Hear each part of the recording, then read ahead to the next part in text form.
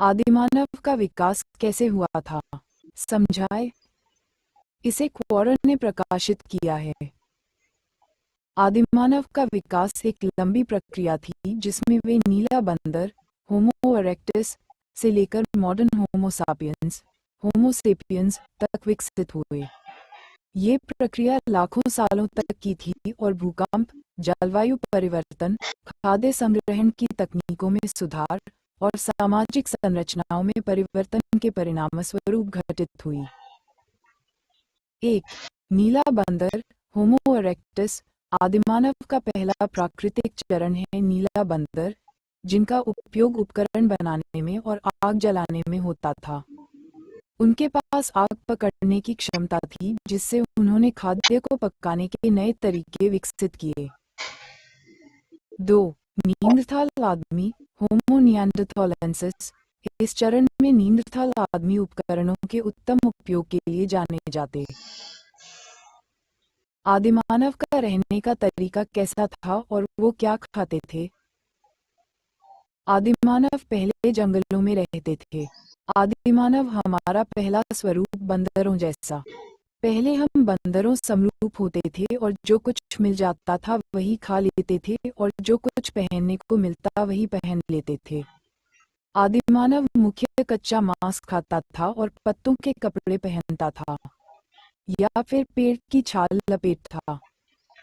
धीरे धीरे मन्ना में अपना विकास करना शुरू किया। उसने कहीं दाने बिखरे हुए देखे, कुछ समय बाद उन्हें उगा हुआ देखा। इस तरह उन्हें फसल उगाने का पता चला। धीरे धीरे उन्होंने खेती शुरू की, धीरे धीरे उन्होंने पशुपालन शुरू किया और इस तरह आदिमानव से आज का मानव बन गया।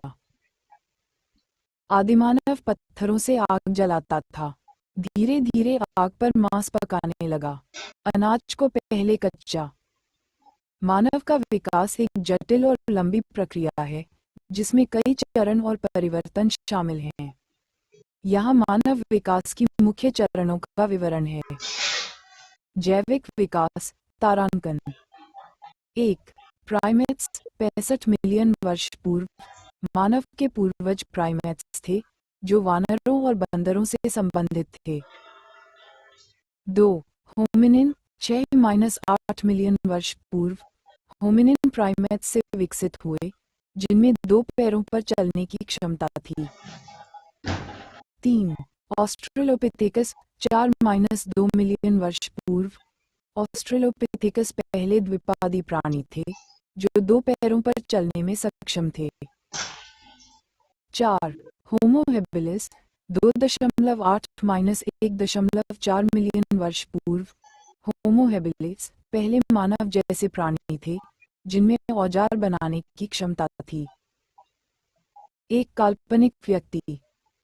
दुनिया में व्याप्त ईसाई और मुसलमान भारतीय पौराणिक इतिहास को अमान्य किए बैठे हैं। वे पुराणों को कोरी गप माने बैठे हैं, जबकि उनका खुद का निजी इतिहास महज 2000 साल और 1400 साल पुराना है। अपनी बात मनवाने की खातिर उनने बिग बैंग की कोरी कल्पना बतौर थियरी दुनिया के सामने पेश की और बहुमत के आधार पर उसे वैज्ञानिक सत्य घोषित कर दिया। नई काल्पनिक हिस्ट्री लिखकर पेश की कि मानव के विकास का ही अपना एक विकास है। अगर हम पुरातत्व विद्वानों की बात माने तो 1. हमें आदिमानव का शुक्रिया अदा करना चाहिए, क्योंकि उसी के प्रयत्नों की वजह से आज हम अंतरिक्ष प्रवास कर सकते हैं। 2. आदिमानव ने निसर्ग से इतना सीखा कि उसी के प्रयत्नों का परिणाम है कि हम परमाणु ऊर्जा प्राप्त कर सकते और उससे मानव उत्कर्ष के लिए उपयोग में ला सकते हैं। 3. आदि मानव ने हमें बहुत कुछ सिखाया, लेकिन हम सीखना नहीं चाहते बल्कि उसी की तरह जीना चाहते हैं। 4. आदि मानव के पास कोई संसाधन नहीं था, इसलिए वह वल्कल पहनता था, कंदमूल खाता था, वन्य जीवों की शिकार करके उन्हें कच्चा खाता था, लेकिन जब उसे अग्नि का साथ मिला तो वह कच्चे मांस को भूनकर खाने लगा। मानव का क्रमिक विकास 4 मुख्य चरणों में संक्षिप्त रूप में समझाया जा सकता है। 1. तारांकन आदिकाल का चरण, प्रागैतिहासिक काल। तारांकन मानव सभ्यता की शुरुआत में, वह आदिकाल चरण में था। इस समय मानव भोजन की तलाश में चलता था और साधनों का उपयोग करके बनाता था। 2. तारांकन कृषि का चरण, कृषि क्रांति। तारांकन बाहरी पौधों और जानवरों को पालने और उत्पादन करने के लिए कृषि का आविष्कार हुआ। ये स्थायी बसने और समृद्धि की संभावना प्रदान करता है और समुद्रों, नदियों और झीलों के पास बसे लोगों की गिनती बढ़ाता है। मानव तो अपने स्वयं के विकास के चरम पर है। इससे अधिक विकास यदि होता है तो विनाशकारी ही होगा। मानव संप्रति अपने प्राकृतिक एवं स्वनिर्मित संसाधनों के विकास की ओर अग्रसर है। मानव नैसर्गिक विकास की अपेक्षा स्वविकसित तकनीकी से मानव जीनोम में तकनीकी रूप से छेड़छाड़ कर रहा है। साथ ही कृत्रिम अंगों के विकास के प्रयास भी कर रहा है। विज्ञान परमात्मा को जानने में मदद करता है, वही ज्ञान इंसान को भगवान से मिलाता है। मजे की बात यह है कि परमात्मा का ज्ञान उसी व्यक्ति को होता है जिससे परमात्मा मिलना चाहते हैं, अथवा किसी इंसान ने अपने सद्गुणों से खुद को ब्रह्म ज्ञान के योग्य बना लिया है। इसलिए अगर किसी को पूर्ण ब्रह्म का ज्ञान हो जाता है तो उसे भगवान मिल जाते हैं।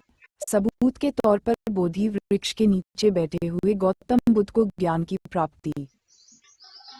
इसी प्रकार इंसान का जन्म सीधे तौर पर इंसान के रूप में हुआ है, वह बंदर से इंसान नहीं बना है। सबूत के तौर पर अगर एक बंदर 100 वर्ष बाद इंसान बन गया तो 100 वर्ष पूरा होने के बाद सभी बंदर इंसान बन जा।